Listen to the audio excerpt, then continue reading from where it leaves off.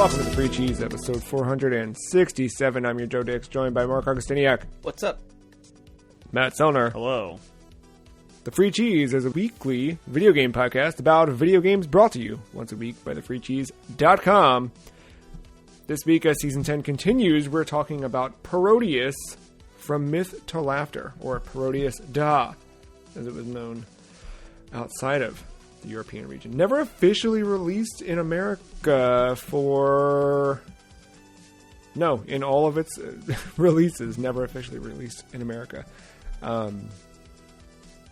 More on that later, including, of course, ranking it against the rest of the games this season on our list, which you can follow along, thefreecheese.com/thelist.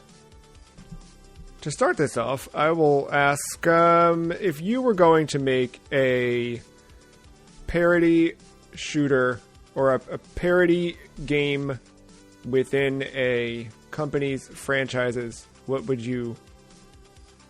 company would you want to make a parody game within itself?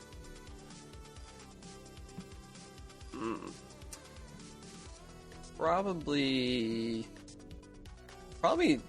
Nintendo, honestly. I feel like they don't really do that enough, if ever. Would you do a shooter, or would you do like a parody of Mario with other...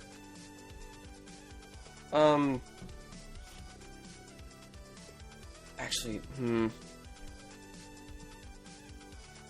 maybe I'll retract that statement. I'm not sure how, I'm really not sure how to tackle that one for some reason. I'm stumped. It is, yeah. Matt, you have an answer? Square Enix. Oh, okay. Hit me. The Loud Man. Oh, God. Wasn't The Quiet Man already a parody of what video games were supposed to be? Parody on a parody. Parodyception. No. Just have the game, same game, but just everything's really fucking loud now. you can't adjust the volume 1 is like blowing out your speakers. Like it's you can't no adjustments. I might let you have subtitles, maybe.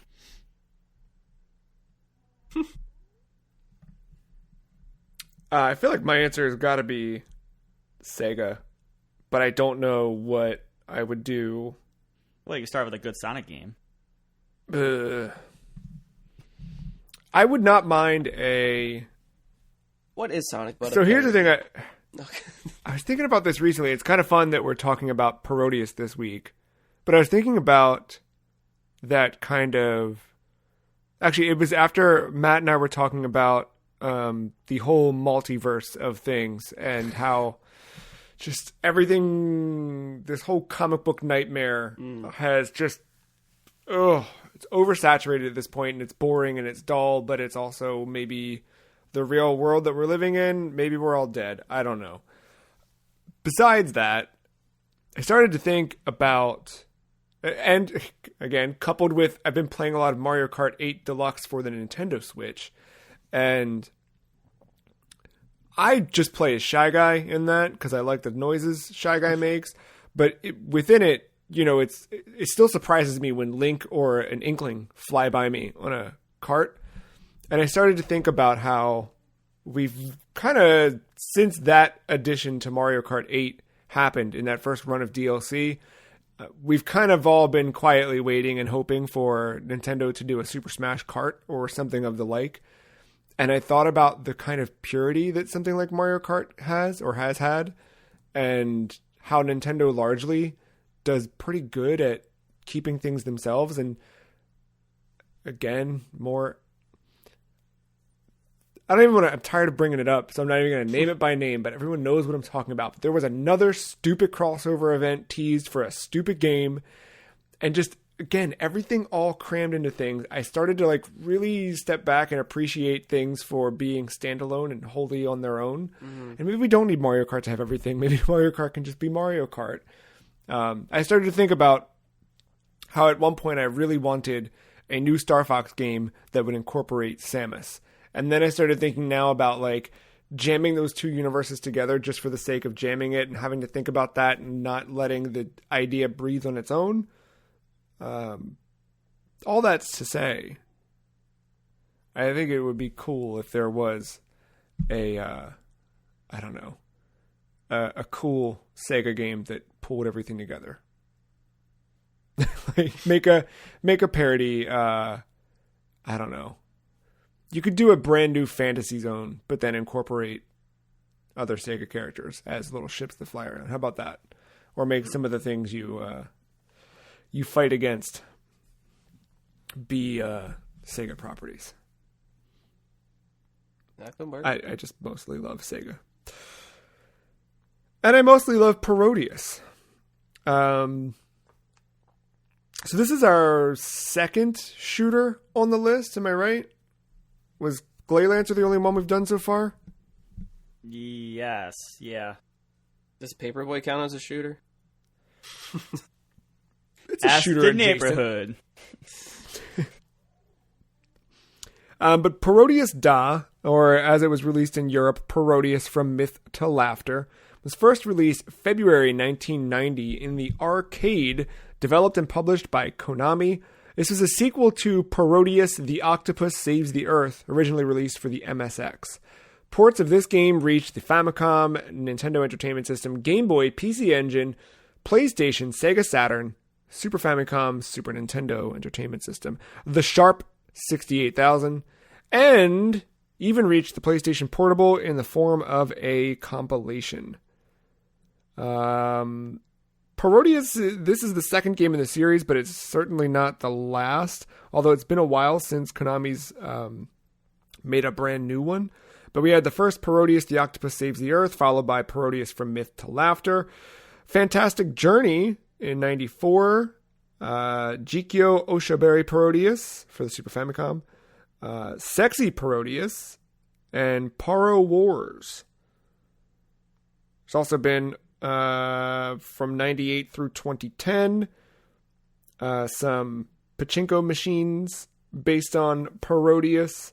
And then there's a couple other games we're going to talk about a little bit later on that I won't necessarily jump into right now. But Parodius From Myth to Laughter is the game we're talking about this week. I believe we all played the PC Engine version, if I'm not mistaken. Yeah, I did. Super Nintendo. You did? Oh, okay. So this is, if the title did not give it away, a parody of Gradius or Gradius from Konami. They're kind of almost down to the power-up system and everything. So I guess the core of Gradius and the core of Parodius in that sense is you are flying from left to right and you are fighting things that fly into the screen. There's sometimes full screen bosses you have to attack. There are waves of enemies that will approach you. And you earn different power-ups. In both games, you have the option to play kind of manual or automatic in terms of your upgrades. So as you collect power-ups, along the bottom there's a little power-up bar, and you can choose to manually upgrade or set it to automatic so it chooses which ship upgrades you get for you. Upon being shot down, which you only get unless you have a shield in place or something, you get one shot, you're out, and you have to kind of restart from a checkpoint in the level. Unless you reach a game over, then that sets you back to the beginning of the level. But the general power-up system changes sort of your ship speed is the first option. Then you've got, well, I shouldn't even say, because it actually varies for each character that you choose to play as. In this game, you can choose between Vic Viper, the ship from Gradius, as it's the top choice right there. So it's almost like just playing a straight up parody of Gradius as Vic Viper.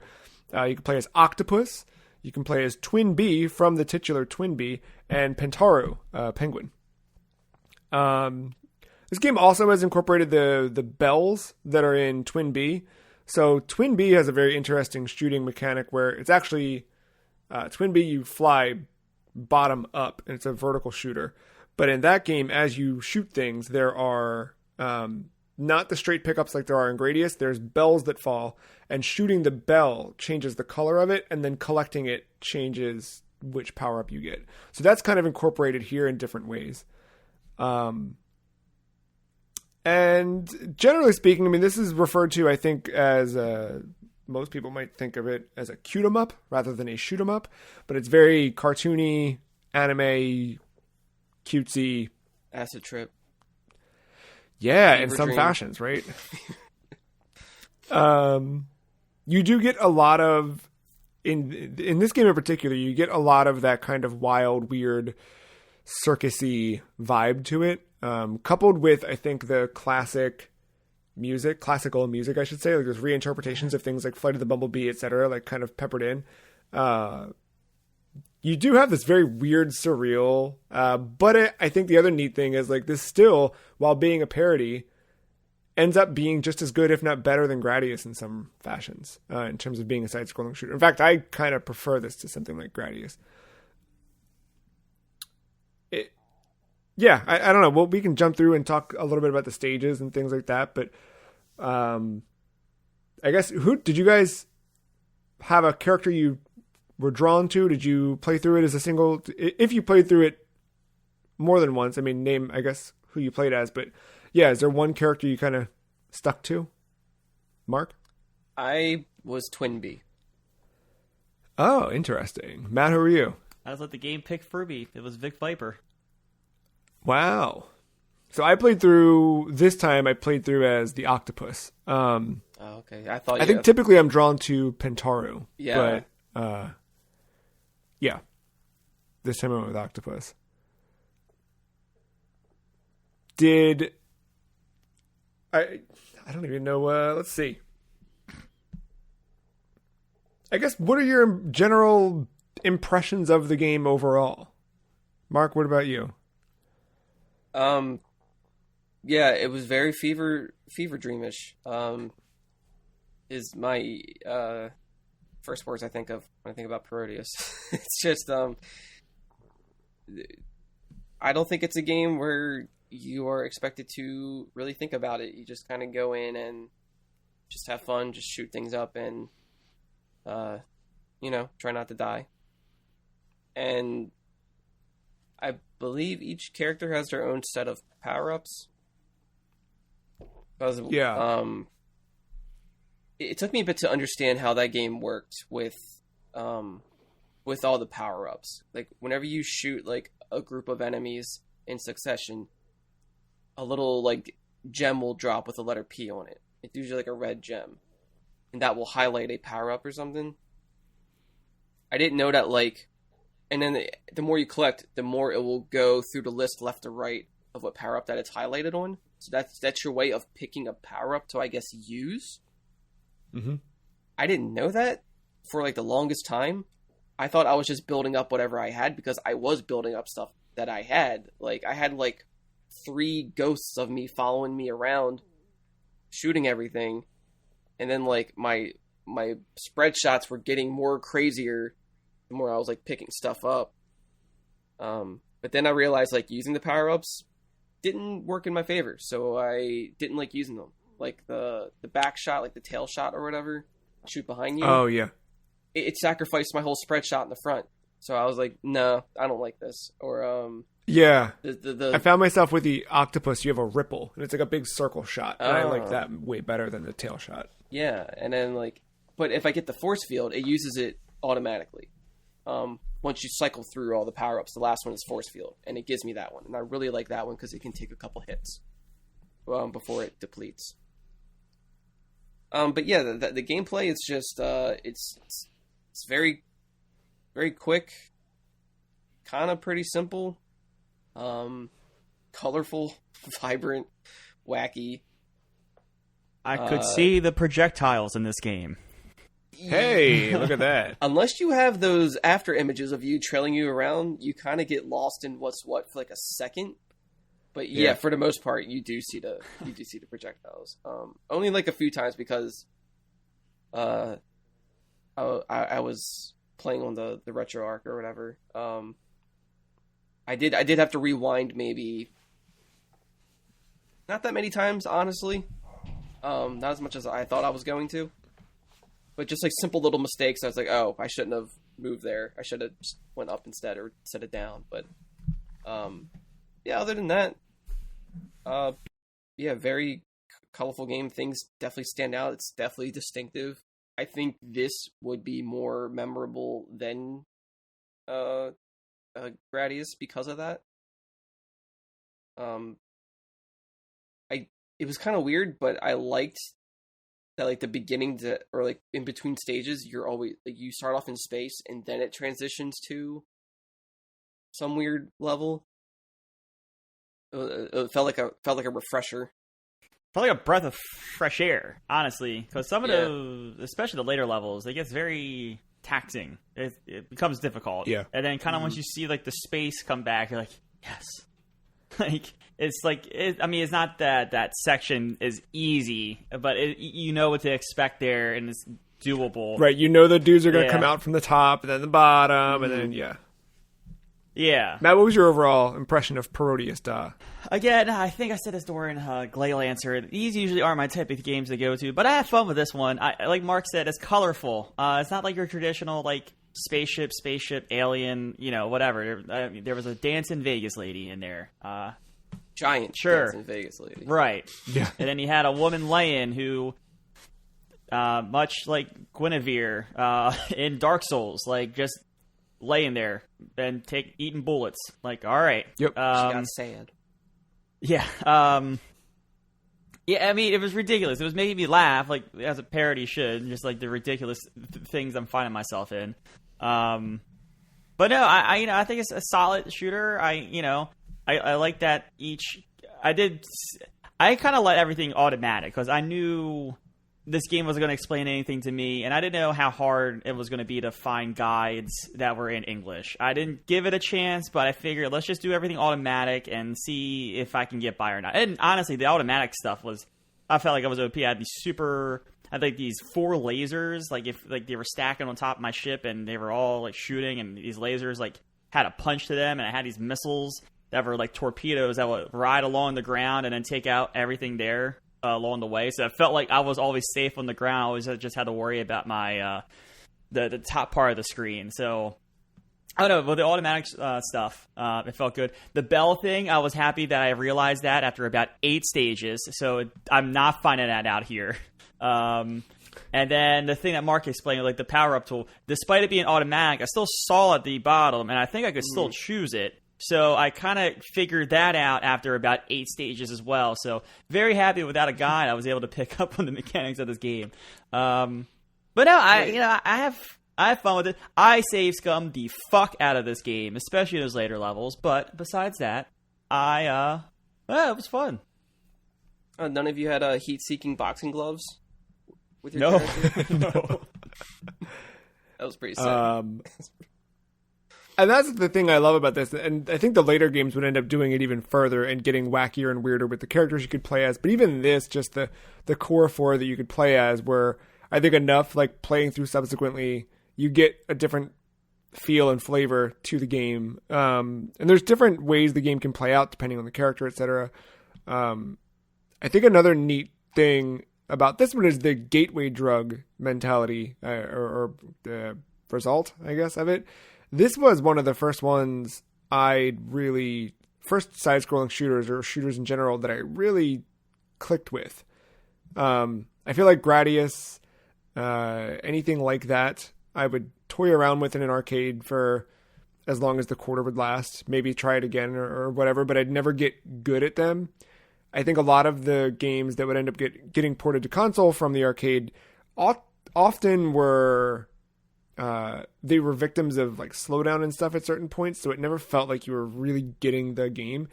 Turns out that's probably helping you that it had slowdown, just speed wise, so yes, giving you that kind sure. of break. But I just never gravitated toward shooters in that sense for anything. I'd play them here and there, but whatever.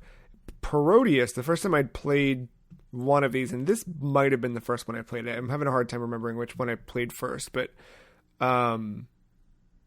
again, like, we never really got these in America. They would come to Europe, but not on every platform that they'd come out on in Japan.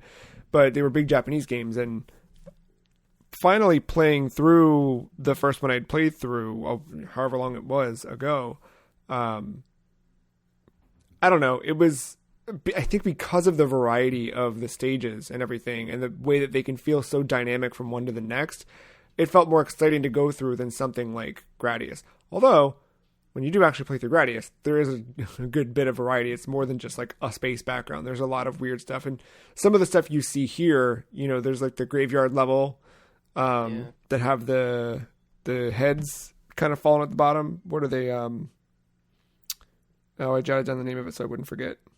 And now I forgot. I mean, there was like the skeletons everywhere too. But then there was like that that in that level one was weird. level. There was like dead penguins, like zombie penguins, just like walking around, and they were all bloodied up. I was surprised to see them look like that. That, and I don't know how it was across platforms, but the PC Engine version of that stage, the mountains in the background were the exact same coloring as the mountains in one of the screens on Simon's Quest. For NES.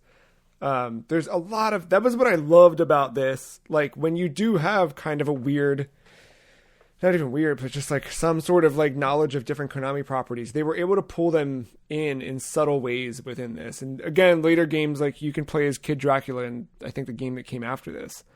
Yeah, because there was one you and I played a couple years back, and I remember Goemon being a playable character. Yeah. He's just flying around. Yep. Like, why not? I think they used his crawling sprite, where he can move around like an inchworm. Is it? I don't think it's this one. Yeah, that one's not going on. So it might have been, unless that was the Saturn one. It was that, or unless it was like hack someone did. No, he's definitely in one of them. Was that Sexy Parodius, maybe? That might be. That, I feel like that was probably one we would have played. Yeah, that seems like a Sounds one right. you would select from a screen of, of ROMs. Because there was a couple Konami games back then that I didn't realize had like all their IPs in a game or something. Like, there was one I think that played similar to Castlevania, but had other Konami characters that you could be. Or maybe it was just a platformer. I think it was just a platformer, but yeah, they would have fun back then, it seemed. I don't know where that fun went, but yeah, I think it was Fantastic Parodius. Okay. Which was arcade Super Famicom. Anywho. In this version of the game, you choose between one of the four characters. There are 10 stages within the game. Each stage kind of has I don't want to call it a mini boss, but like kind of a mini boss, then a final boss at the end of it. Mm-hmm. And they're all generally thematically related. The first stage, you've got a pirate. The second one is Las Vegas, but weirdly enough, like you don't fight the showgirl. You just avoid being hit by the showgirl, and then you fight a giant eagle with an Uncle Sam top hat. Shot out fireworks or something. Yeah. I guess that was supposed to be like the America level or something. Yeah, I can see that. You've got the third stage has the lips as a boss, right? Yeah. The fourth, you go to the volcanic planet, and that's where you fight the pig at the end. That one was a little tough. Yeah. There's a volcano shooting out eggplants. Yeah, which, like, what?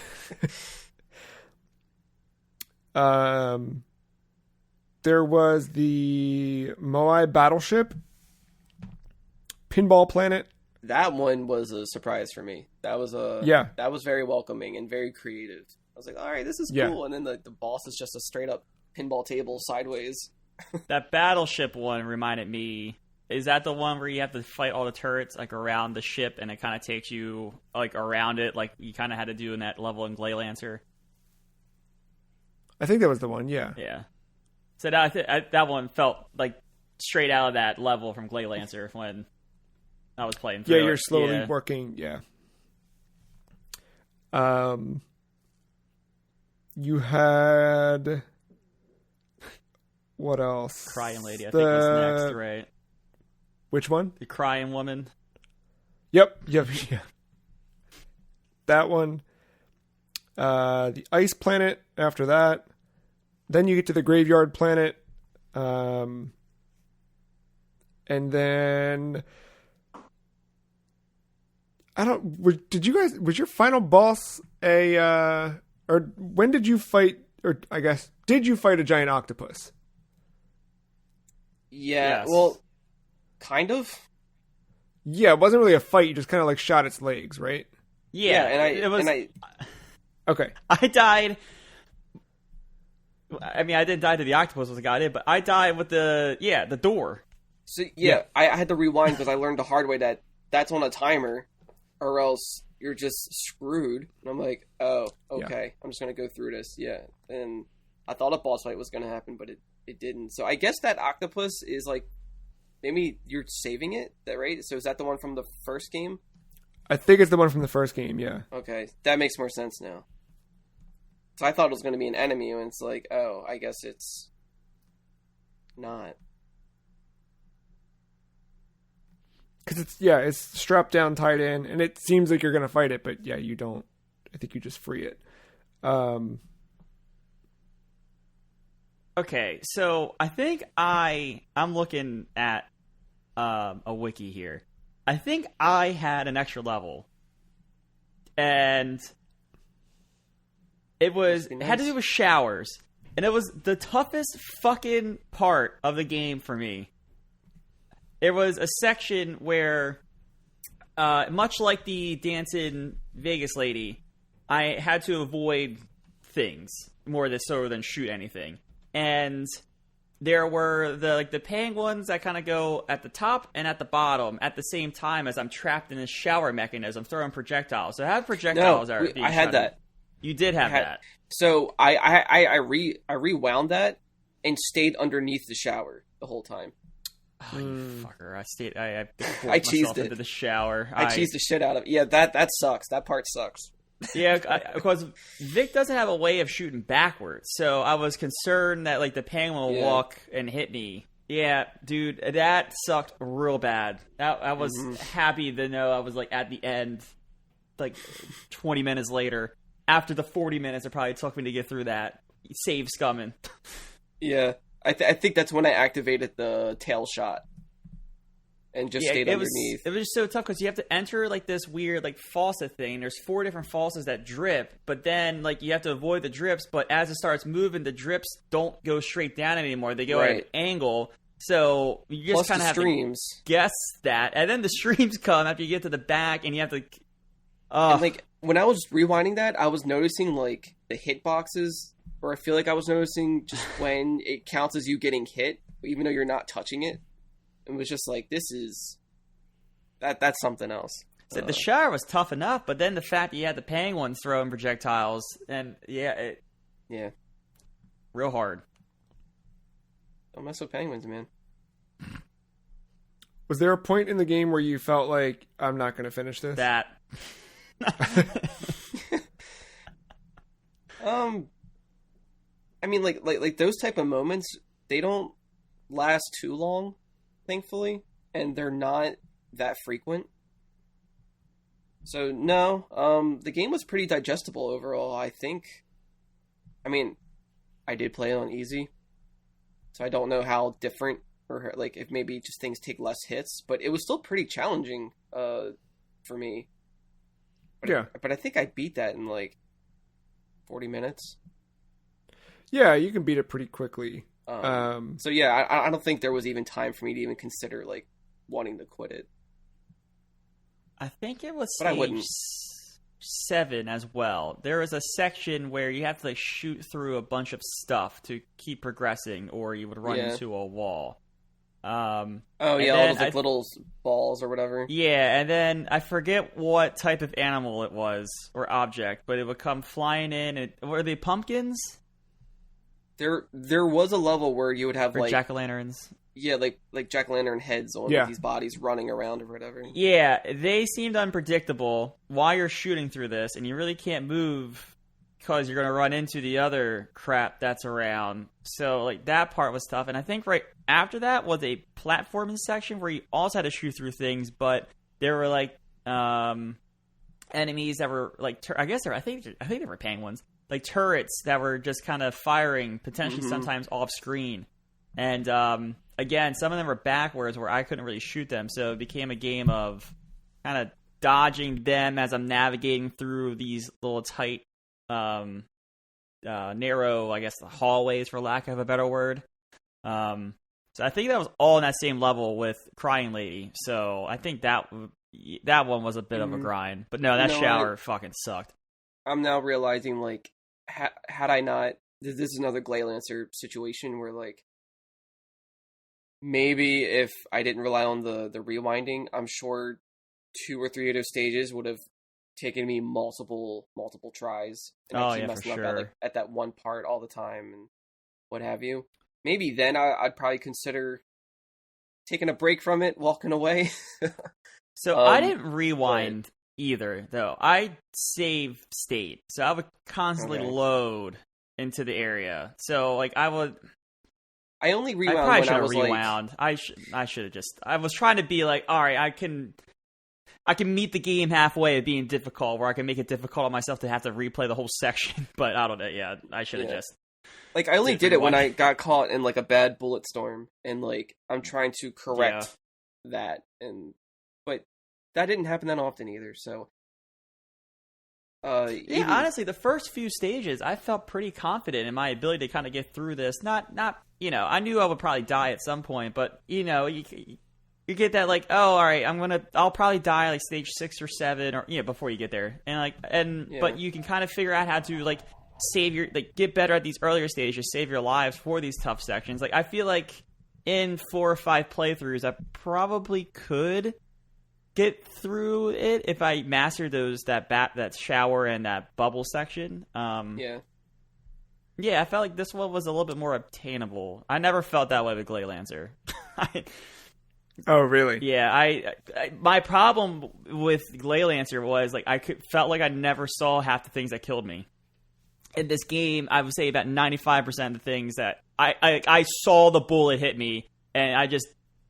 Not that I didn't see it, but I just missed it on screen. But it was very obvious there was a bullet making contact with me. Or a projectile, I should say. I don't know how this game uses bullets.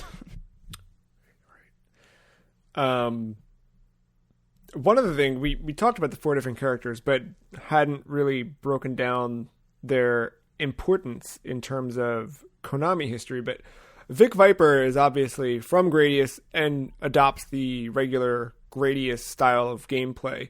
The octopus is right from Konami's own Salamander, or Life Force as we got it in North America. Twin Bee co-ops the Twin Bee kind of power-up system. And then Pentaru is more like Gradius 2 in terms of the way that the missiles would, those power-up paths and things like that. Which... I think that's cool in the sense that like it not only lets you have different ways to play, but it also kind of pays homage to the other games in the series and pulls everything together in one. Yeah. Is there a Konami character? We talked a little bit about like those are all from other Konami shooters. Is there a Konami character that you wish you could add into this game and play as? Well, yeah, Goemon aside, I guess. I think it would be pretty neat to have one of the Contra characters hanging on a missile and your rifle changes with the power-ups and stuff. Yeah, that'd be pretty good. Matt, what about you? It gets far-fetched bringing in more modern Konami properties, but is Alucard in one of these games? Because I feel like you can go bat for him and just call him Alucard. Oh, that'd be good. Yeah.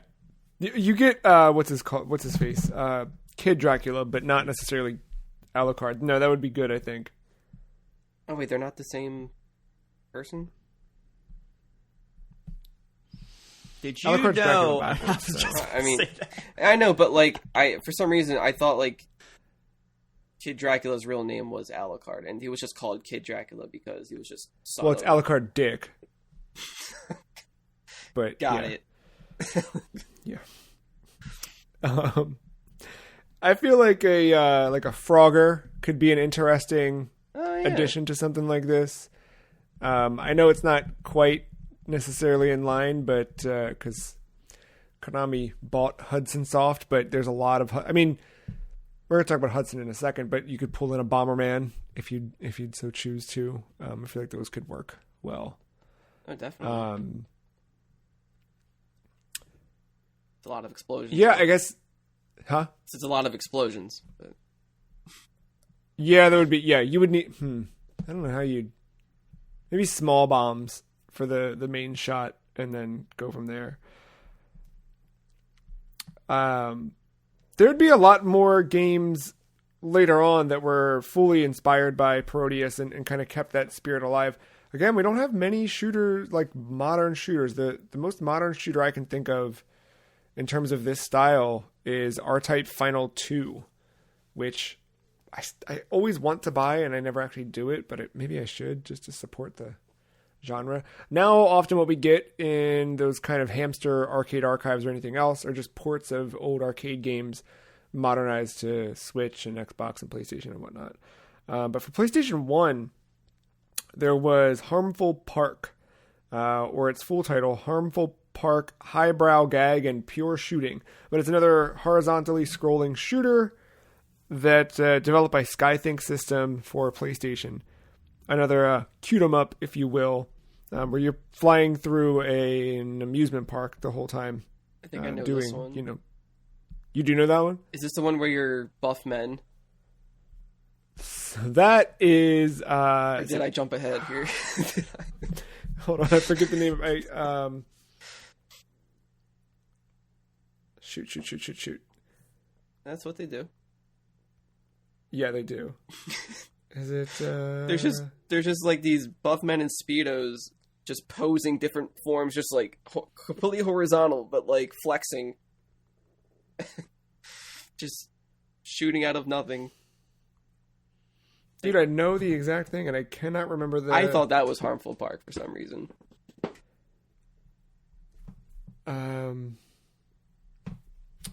I will find that one because now I don't know why the title escaped me. I've got like the syllables in my head, but it's not at all coming back to me. But yeah, Harmful Park is one that I think is worth checking out. There was recently a fan translation put out for that where you can play it in English, although you probably didn't need English to make your way through it. But I think that one is even more super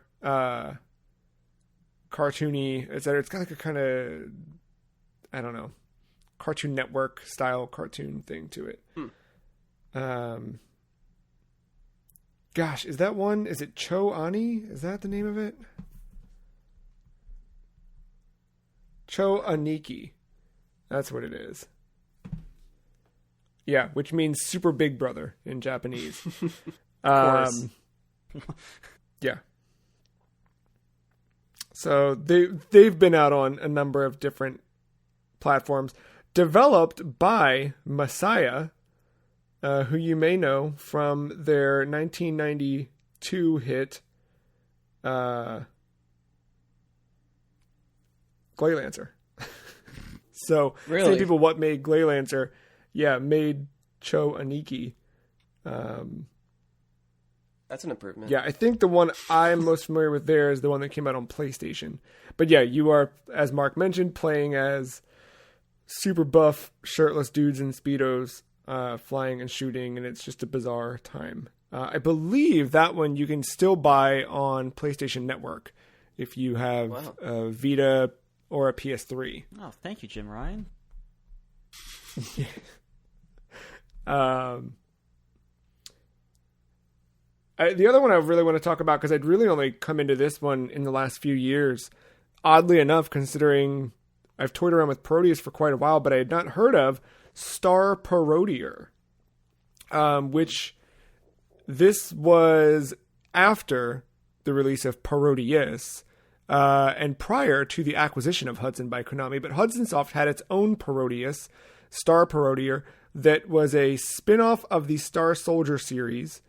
And you could choose from the main ship from Star Soldier, a flying Bomberman, or an anthropomorphic PC Engine console that shoots Who cards and CD-ROMs at enemies, which was pretty cool. So to that end, I feel like Konami was not a hardware manufacturer, but I do feel like if we had another one of these parody things, it'd be cool to play as like a Sega Genesis or something, or a Sega CD. Not unlike Sonic and Sega All-Stars Racing Transformed, where you can unlock the Ages cart, where you drive as a Daytona car, transform into a Dreamcast controller, or the jet from... why am I forgetting the name of that? Afterburner? Thank you, Afterburner. Yeah. But Star Parodier as well, it plays more like Twin B in the sense that you are shooting vertically on the screen, but you can also use bombs to drop down to the ground. There's that kind of depth element to it that's different, but they're a small subgenre of a subgenre, these cute 'em ups, but I feel like they're endearing. I enjoy them. And I think they're fun, challenging, but they're like lighthearted enough that you don't get super frustrated. At least not, I don't know, not as easily. All of these games I feel like have pretty inventive and fun. I shouldn't say inventive is a strong word. They're pretty straightforward boss fights, but I think the design of each boss, at least in this one, right? Like, everything was kind of unique and weird and fun to come up against. And it was always like enough to make you chuckle out loud when you'd come across like the next one in line and how you'd attack them. Starting from just the penguin captain at the beginning where you're shooting his belly button all the way down to the end. I think it had a good variety. Yeah, definitely. It's a very unique presentation to it. So yeah, even if you are getting your butt kicked, at least it's entertaining to look at.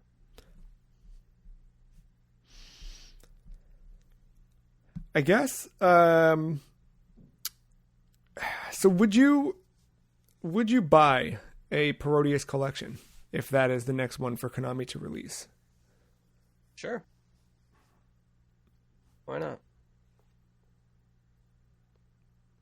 Matt's making a face and a shrug and kind of a... I guess. I don't know. Give me a price. $20. All 6 Parodius games right here on your modern platform with achievements.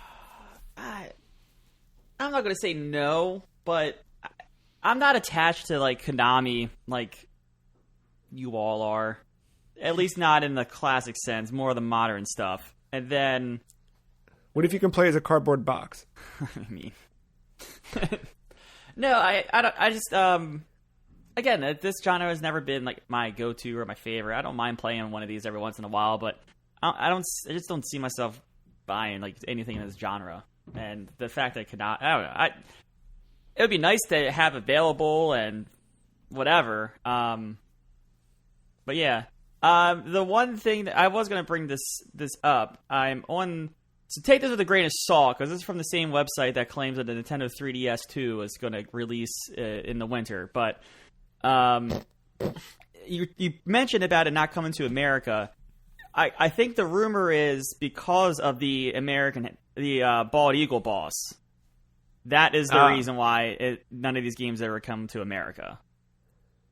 That's so funny. Because you're, it shouldn't be the line. because You're shooting an eagle. Yeah, like the trivia line here is like the boss of the second level is a bald eagle, which wears an American-themed top hat and bow tie. This boss is often cited as the reason the Parodius games were never released in America. Funny. I could see that being an issue. But it's like a... Yeah, but like, it's a... I agree, Mark. It's so cartoony, like... What year did this come out? Just put another nationality on it.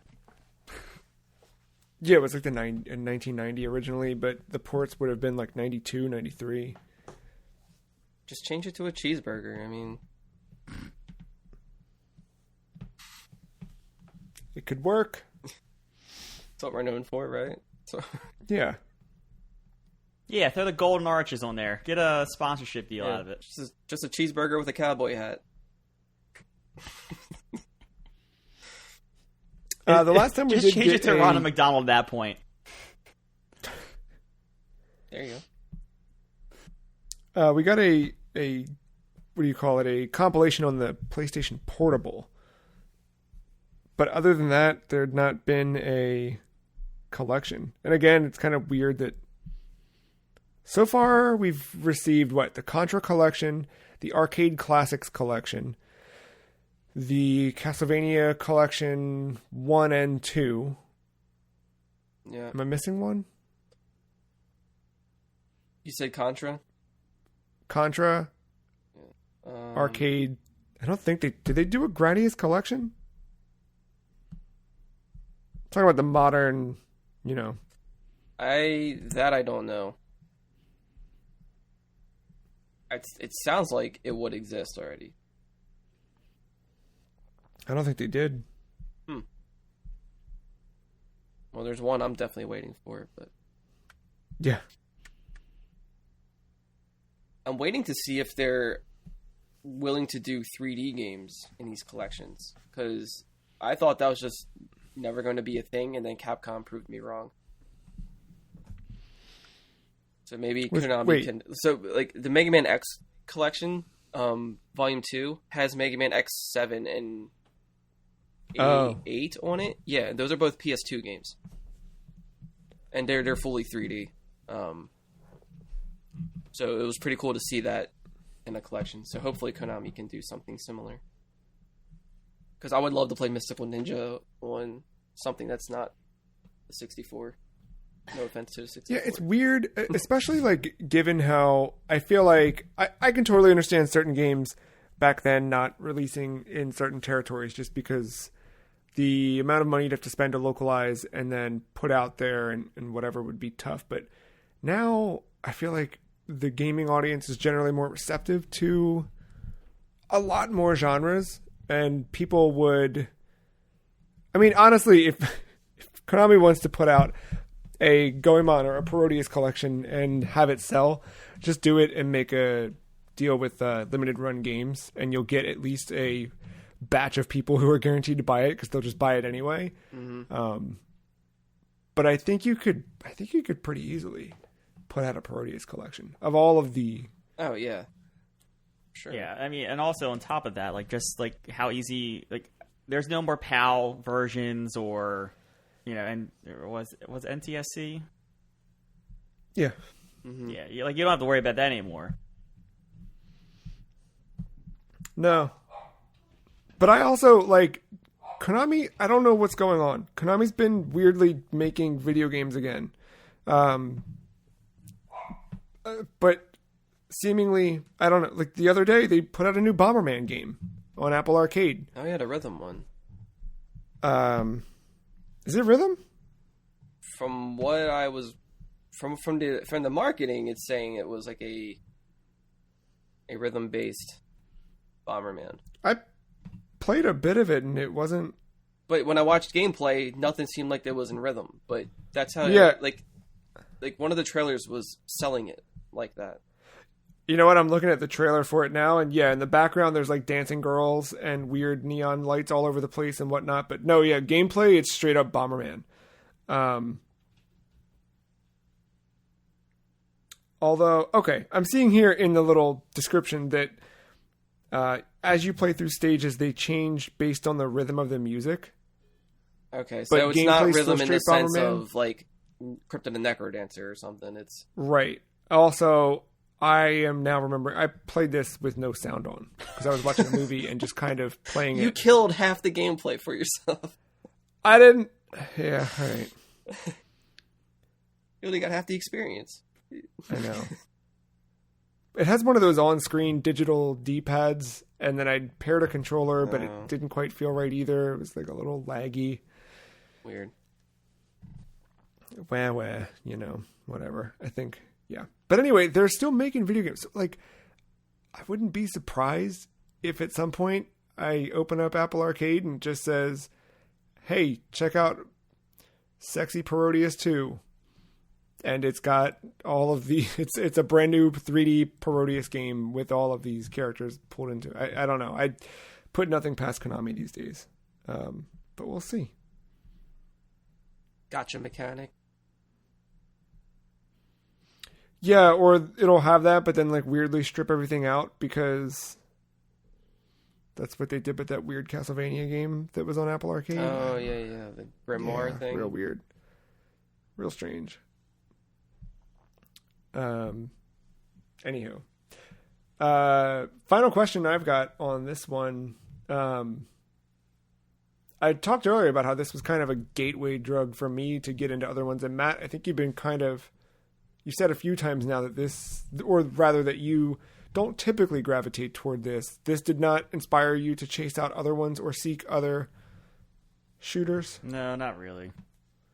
I hate to... It sounds worse. I mean, I like the game. I just don't chase these guys.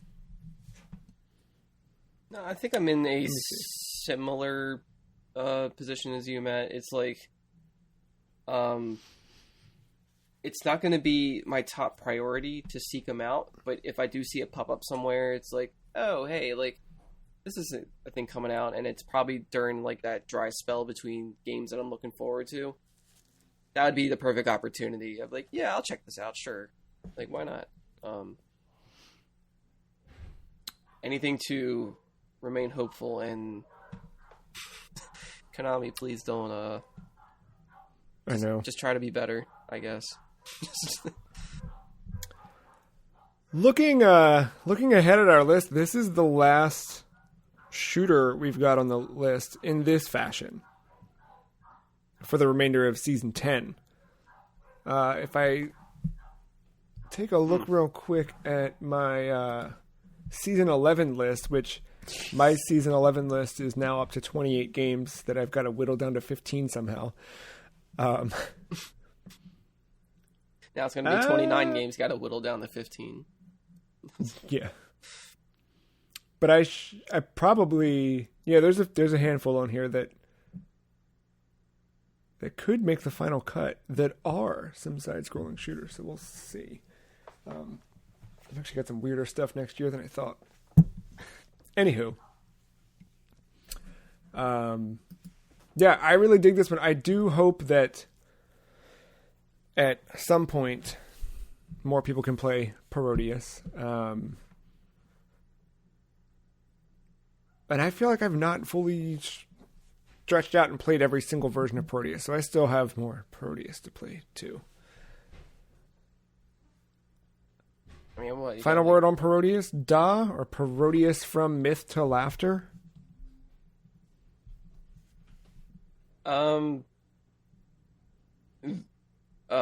Interesting credits.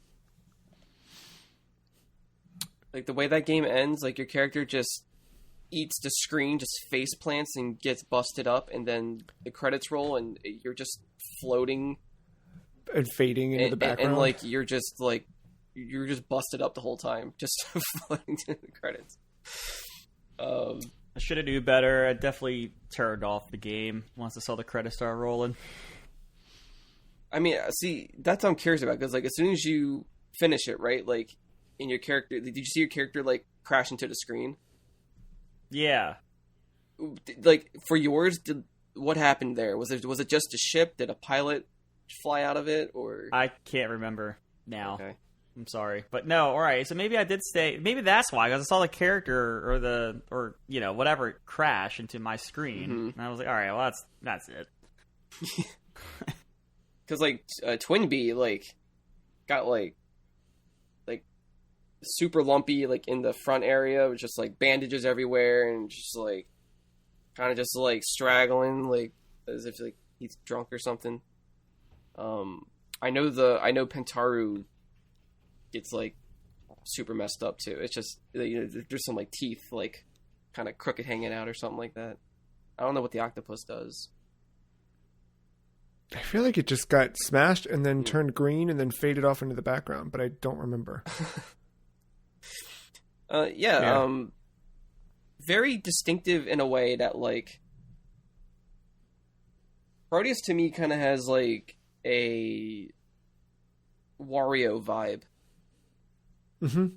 Where like Wario like is kind of a parody of Mario. I think that's actually really good. And I think that's why I was stumped on my answer at the beginning of the episode, because I thought it didn't exist in Nintendo when it does, and Wario branched off into WarioWare, and it kind of like has its own little world now. And I think Parodius is kind of like that too, in a weird way, where it's just like, don't try to make sense of it all. Just, it's all imaginative. Everything can just exist just for the sake of it existing. There's a lot of creativity there. But where does that creativity land on a ranked list of 31 video games as we've reviewed so far this season? Do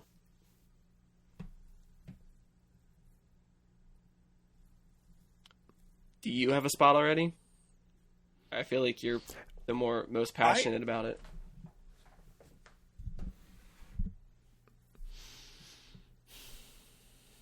I do, but now that I'm like staring at it and looking at this list, my spot keeps like moving up and then back down. It's kind of like I will move it up one and then go nah and then drop it like 3 spots. So I'm in a weird place with this one. Yeah. I mean, we're all gonna have like our initiated thought and then it'll change. Yeah. I think right now my gut is like somewhere in the Minish Cap, Valis 3, Perfect Dark, Psyops area. So lower for the than listeners who are not... Say it again? So you have it lower than Glaylancer.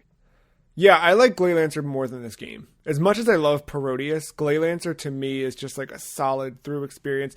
There's like enough story to get you by, but not too much that whatever. Like, not that I need a story, but I just felt like Glaylancer is like a solid package. This is fun and goofy and weird, and I think that the variety of playable characters gives you reason to want to play back through multiple times. And I do think that this one, while being a parody of Gradius, is still very mechanically like planned and thought through in each iteration. But just as a whole, I think I enjoyed Glaylancer. Now, this gets back to an interesting thought I've had with these games, with Glaylancer and this in particular, and the fashion in which we are playing them for this very podcast. I feel like the shooting games I have been drawn to the most in the last few years, I've become infatuated with them simply by sheer repetition of gameplay. So when I got way into Aleste 3 or Aleste, I always go back and forth on how that's supposed to be pronounced.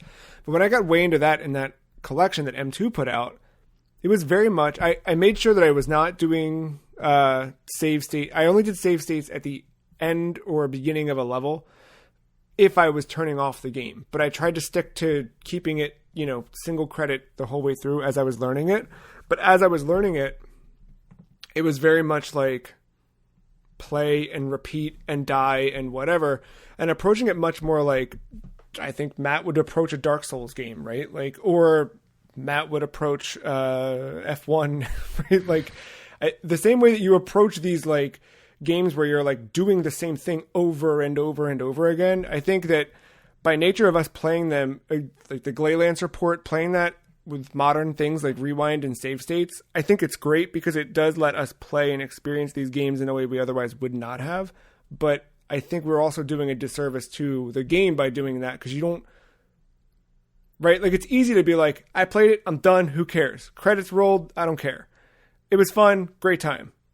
But I think like some of that stuff, like with Celeste, where I would just like over and over and over again, and you start to learn the patterns and you start to feel your brain rewiring a bit. I think we're losing that in this. And I think in that sense, something like Parodius or Glaylancer, they're even better than they are. They're just, it's like hard to rank them because we're playing them now with modern concessions in place. To that end, I feel like maybe if I had played Parodius, if I had gone through each of the characters in this run, like I don't know if I'd rank it higher or lower or what, but I do feel like that kind of, I definitely felt, because the first time I sat down and played this, it was without save states. I was playing on the Mister with no states, or like, you know, just if I died, I had to restart at the beginning. And I got really good at that first few levels. Like, just like I knew exactly what patterns were happening. The same way where like Matt described the space. Every time you'd finish a main part and you'd end up back in space, you knew exactly where things were going to start to happen. You kind of get that just inherently by repeatedly playing, to the point where the later levels end up being way too hard just because you're unfamiliar with them. But kind of wandered all over the place. I don't really know where I was going with this whole rant, but I don't know. I think it's. I think you were trying to play with. It started with you saying how infatuated you get because of how you have to play these. I think that's what it is, right? Like you play them so much that you're like, now you're looking for the patterns, and you're much like last week's Quake too, right? Like the way that you start to run through that world, like Quake, you're largely doing the exact same thing throughout the entire game. You're just doing it in different configurations of enemies and mazes within a screen, but it's still charge from beginning to end, avoid dying, and pull the trigger.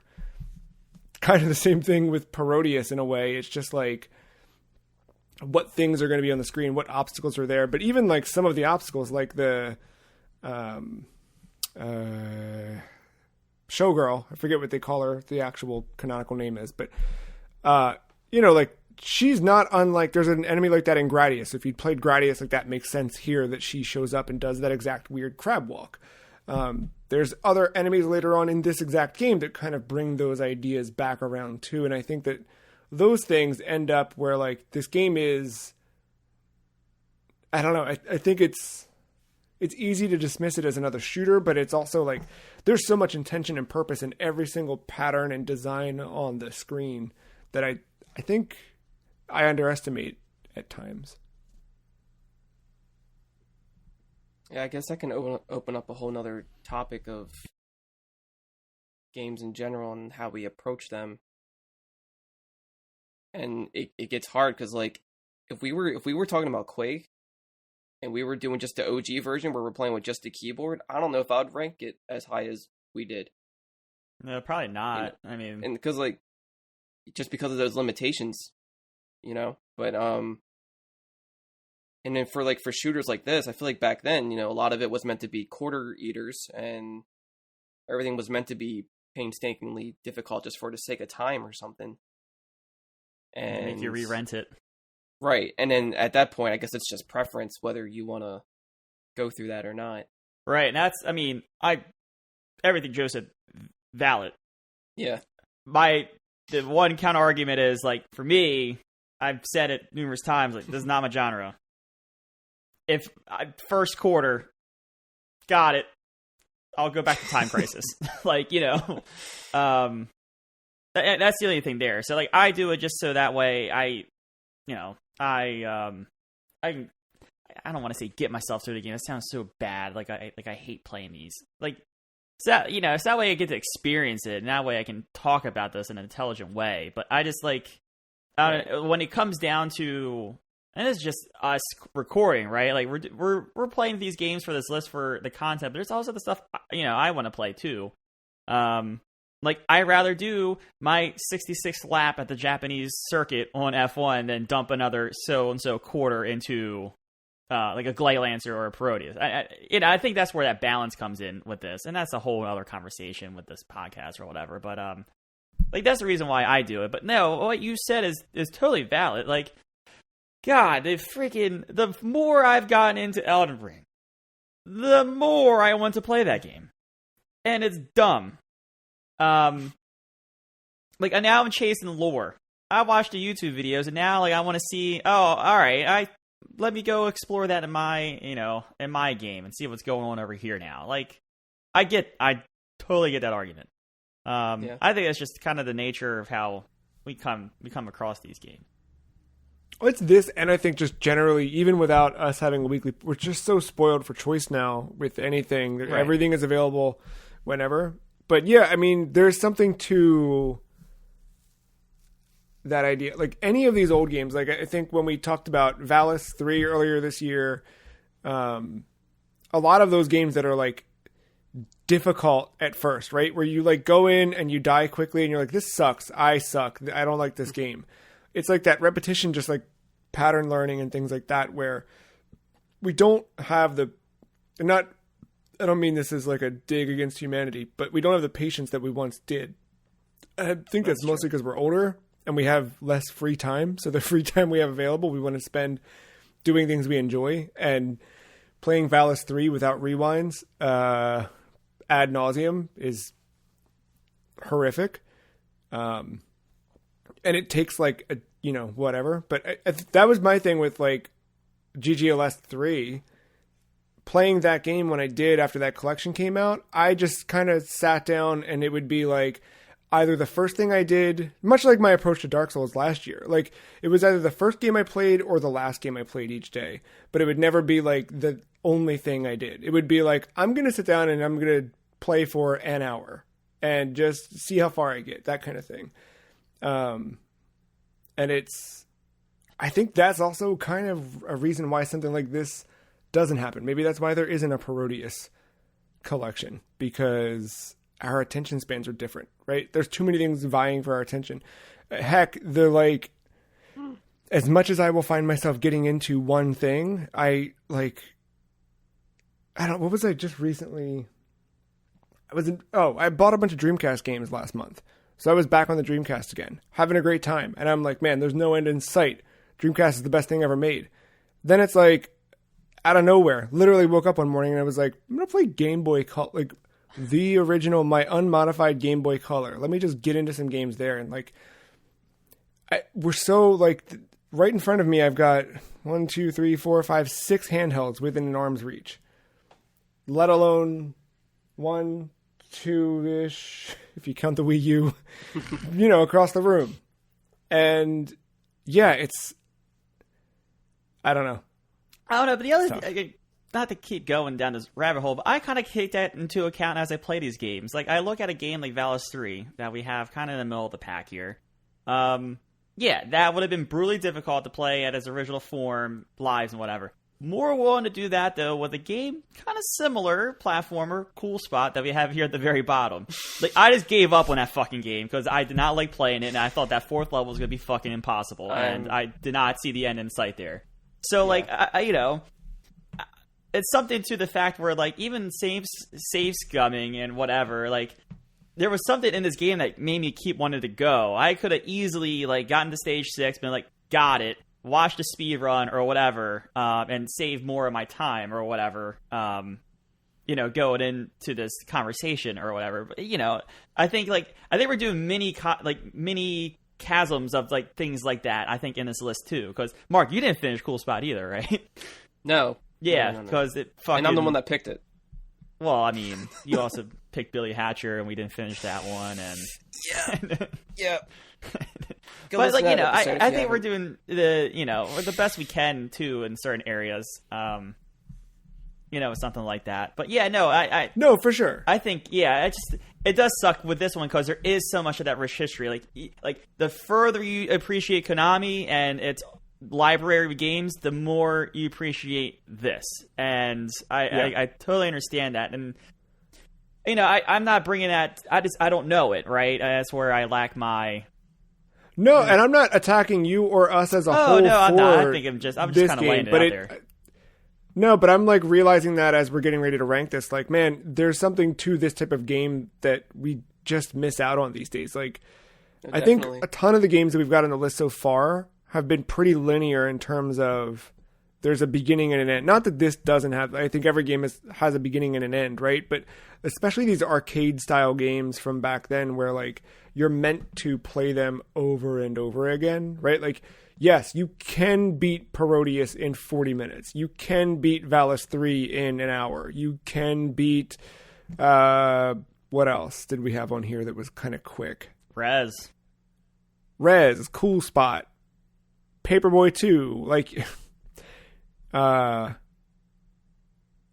else? If you can beat Cool Spot quickly, I applaud you. Well, you can do it, right? But like most of that is like getting to learn the game and getting engrossed in it to the point where like you walk away and the songs are stuck in your head. And the way when you turn on the game and you hold the controller, your kind of hands just take over. You don't need to think about it for a certain extent. Yeah, it's different. I don't know.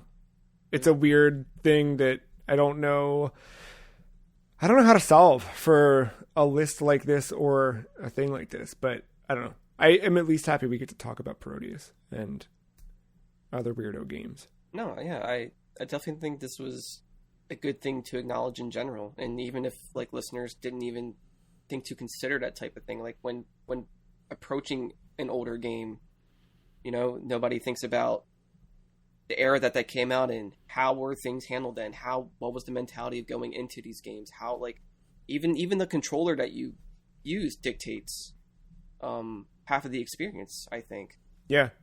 You know, like if you're playing like a Nintendo 64 game as a ROM, it's going to be with an Xbox controller. It's going to be way different than playing with an actual 64 controller with a rumble pack in it or whatever, you know, like it's even if you want to stick official, like I've been playing a bunch of 64 stuff on Nintendo Switch Online and it sucks because the analog stick, fine, you can work your way around that, right? But I was playing Star Fox 64 on there after our Star Fox Assault episode, and there's a lot of stuff you have to do with the C buttons in that original game, and in order to access the C buttons here, A and B on the Nintendo Switch controller are A and B. X and Y are C up and C left. Yeah, that makes sense. If you want to turn on C up, C left, C down, C right, you need to first pull ZR and then your face buttons become the C buttons. I believe the right analog stick automatically maps directionally to the C buttons, but they don't tell you that in the on-screen overlay for the Switch Online. I learned that because of like playing around with emulation for years. You just get used to C buttons being mapped to that, so my muscle memory took over. But it's weird, and it doesn't quite feel right. You need that kind of original controller, because it's, especially the Nintendo 64, you need the original controller. Yeah. And in that regard, like I check on that thing almost every day, and it's not available from Nintendo, so we can't get the one for the Switch. But yeah, you know, there's something to having the 3 buttons left, right, middle, and left on a Genesis when playing certain things, and not in a weird half square. Anyway, it took us tangentially away from ranking Parodius. But altogether, I do think I enjoy Glaylancer better than this. I think I enjoy Valis 3 better than this. This is like right below perfect. I think so. Maybe, I don't know. I'm thinking in terms of game. I mean, I know we just talked about all of this, but in terms of gameplay, Valis 3 is stiff. I don't think I like that type of gameplay. You have to be very intentional with everything you do as you go. Yeah. Yeah, this one is, I think, more. I mean, if you feel that strongly about, I'm not going to fight you here. I was shocked to hear you say you would put this below Valis. Because actually, I mean, I don't want this to carry much weight into this conversation, but I actually have this above Glaylancer in my personal book, mostly because I can see the projectiles. Fair. Yeah, I guess if I were comparing it to Glaylancer, I love the power-ups in Glaylancer. I think that is its strongest point, other than the way you're uniquely going through some of those levels. Like, as far as, like, a serious space shooter goes, like, that's definitely, like, one of the good ones. But Parodius definitely plucks those strings of my TM right on the wall, plucky, weird, digestible thing, and I do like that a lot. Like, it was just a solid experience all around. Would you put it above Glaylancer? I could, but I'm okay with it above. Like, if we put it, but I also, weirdly enough, could put it below Minish Cap. Which is weird. So yeah, I'm not exactly sure how I feel about it. I actually have no problems putting this game above Star Fox Assault.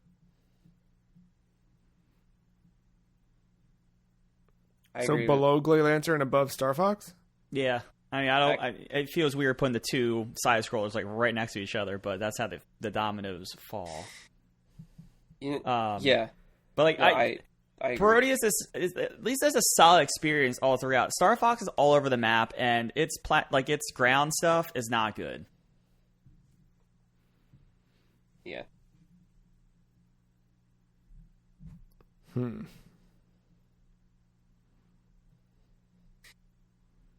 Yeah, now the more I'm thinking about it. Also, fuck Star Fox's story. I don't think we talked enough about that story, rewinding everything it had going for it at the very end. I'm pissed off about that, because I thoroughly was enjoying things that were happening until that final fucking cutscene. I'm mostly just mad they never followed it up, but... Well, what are you going to do? Just rewind everything again? Yeah. Yeah, you talk about multiverses. Wait till fucking Star Fox starts killing off people. Then we got to bring everyone back. Yeah. But they never really died.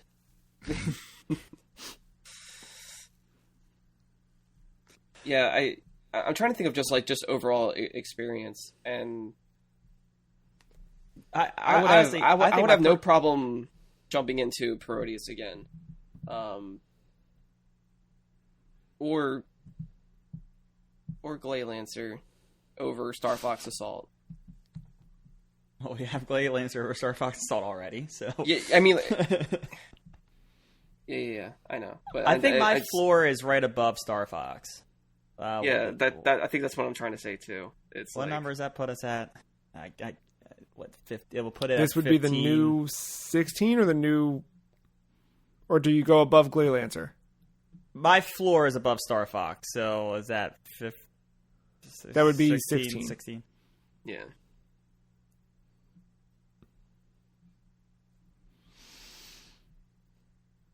I don't know. The music's better in Glaylancer. Oh, that's a valid. That's a good tiebreaker. All right, I'm back on board with Glaylancer. Shooting a bald eagle. Got to dock it down. Dock some points off. Yeah, that's right. We got to fight for America here, Highly boys. Offended. What are we doing? Yeah, Glaylancer for sure. You could easily be an American pilot in Glaylancer. Easily. We know for sure you're not in Parodius. I'd rather save my dad than an octopus. All right. Also, shout out to that one cutscene in Glaylancer. You know, it happened 4 missions too late, where someone finally radios in and says, "You took the ship. How dare you?"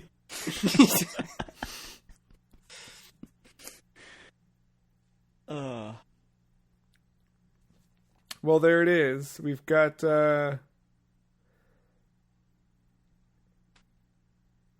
Parodius just between Advanced Buster Hawk, Glaylancer, and Star Fox Assault coming in at the new number 16.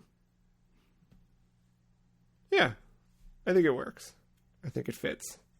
I think Parodius can also be like a good gateway, where it's like, hey, if you want more of this, but like just a little more that advanced. I agree with. That feels like a good baseline. Yeah, and you know, I think that was a big thing for me with Parodius, right? Like, that led me to look for other shooters. It took a while. Like, I think my first real experience with Parodius in that series was probably in the early 2010s, and I really wouldn't come back around to getting hardcore into the... Not that they're even hardcore. Definitely not. But more interested and intrigued with these, where I now know more of them by name than I had otherwise. Probably took about 10 years, but it was definitely Parodius that led me there. Well, we're going to switch genre next week and do a little more arcade action in a different style with Gauntlet 7 Sorrows for the PlayStation 2 and original Xbox, I believe. Mm-hmm. So stay tuned for that. Join us next week on episode 468. Until then, thank you, Mark. Thank you, Matt. And thank you, listener, for listening. We'll see you next time on The Free Cheese.